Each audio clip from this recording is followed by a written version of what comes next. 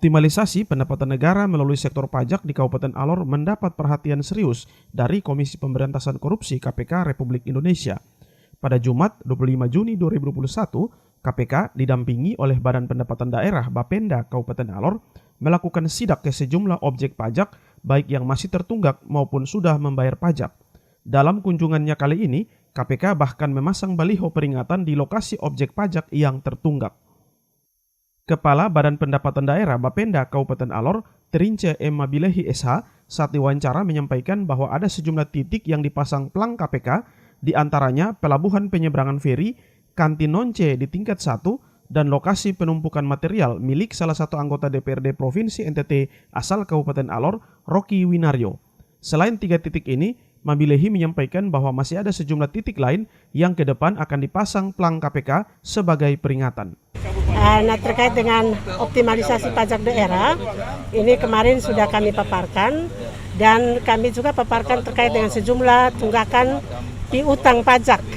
Sejumlah piutang pajak kami sudah paparkan dan dari itulah KPK pada pagi ini sampai dengan siang ini melakukan peninjauan ke objek-objek pajak yang tertunggak. Jadi tadi kita sudah menaruh plang KPK di pembangunan pelabuhan penyeberangan, pelabuhan feri. Kemudian ada juga di pajak restoran, di kantin nonce. Kemudian juga ada di tempat penumpukan material di Rocky Winario. Jadi ada kurang lebih 3, masih ada beberapa yang lain. Cuma nanti bapak-bapak dari KPK akan kembali. Kami sebagai OPD teknis di daerah akan tindak lanjut menaruh plang-plang itu pada objek-objek yang mana belum dibayar pajaknya dan merupakan tunggakan dari tahun antara 2017 sampai 2020. Selain memasang plang KPK, sejumlah langkah juga akan dilakukan agar para penunggak pajak dapat segera melunaskan objek pajaknya, yakni memberikan surat teguran sebanyak 3 kali. Jika tidak dihiraukan, maka langkah selanjutnya akan diserahkan kepada petugas berwajib. Ya, langkah-langkah kalau sesuai dengan ketentuan, yang pertama, kami memang sudah lakukan itu surat teguran yang kami kirimkan ke wajib pajak yang objeknya tertunggak. Kemudian itu kami untuk sementara di daerah memberikan surat teguran pertama, kedua, ketiga kami serahkan ke Pol PP. Sementara itu, Ketua Satgas Korsubgah KPK Wilayah 5 yang membawahi Indonesia Timur, Dian Patria, kepada wartawan menyampaikan bahwa objek galian C merupakan salah satu potensi paling besar untuk mendatangkan pajak, sehingga harus terus diawasi. Kunjungan KPK langsung ke lapangan kali ini menurutnya untuk memberikan peringatan agar pelaku usaha dapat segera membayar pajak. Dirinya juga memberikan sejumlah masukan ke Pemda untuk mengoptimalkan pendapatan pajak dari sektor galian C, di antaranya memasang pos pemantauan, membangun jembatan timbang, serta memasang CCTV. Apabila peringatan ini tidak diindahkan, maka ada langkah-langkah peringatan lainnya dalam bentuk surat hingga pencabutan izin usaha.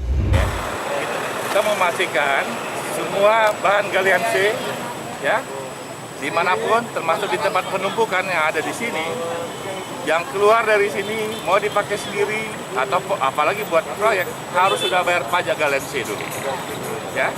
Maka ini sebagai peringatan kepada pelaku usaha ke depan lebih tertib lagi. Ya, tolong dijaga juga, pastikan kalau media tagih, Pemda menagih dan jika sudah dibayar baru bisa dicopot, ya. Gitu, ya. Jadi kita kunci di tengah-tengah, tidak hanya di ujung, di hilir tadi di pelabuhan, susah kita kan. Nah, jadi mau kemanapun dari sini, 8 penjuru mata angin ya tetap harus bayar pajak. Ini harus pokoknya sebagai apa? Warning untuk sebagai warning bahwa tentunya Pemda KPK tidak anti investasi, tidak anti pelaku usaha, tapi pelaku usaha seperti apa yang tertib, ya, tertib dengan kepatuhan pajaknya. Jangan hanya bisa ambil bahan sumber daya alam, tapi tidak dibayarkan kepatuhannya. Ya. Karena galian C ini potensinya besar sekali. Berarti ada begitu, ini saja KPK bisa turun tangan, karena memang potensinya besar tadi. Ya, kenapa bisa jadi di balik ketidakpatuhan, bisa jadi ada korupsi di balik itu. Makanya KPK turun.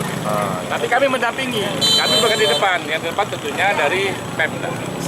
Saran KPK untuk Pemda seperti apa, Pak?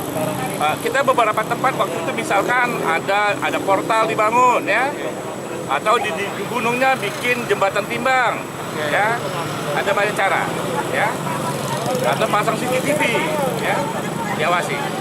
Kalau peringatan ini tidak diindahkan bagaimana? Ya, kalau secara itu ada aturan kan, peringatan 1, 2, 3, yang bisa ditutup tempat ini, bisa dicabut izinnya. Demikian laporan tim Kominfo TV Online.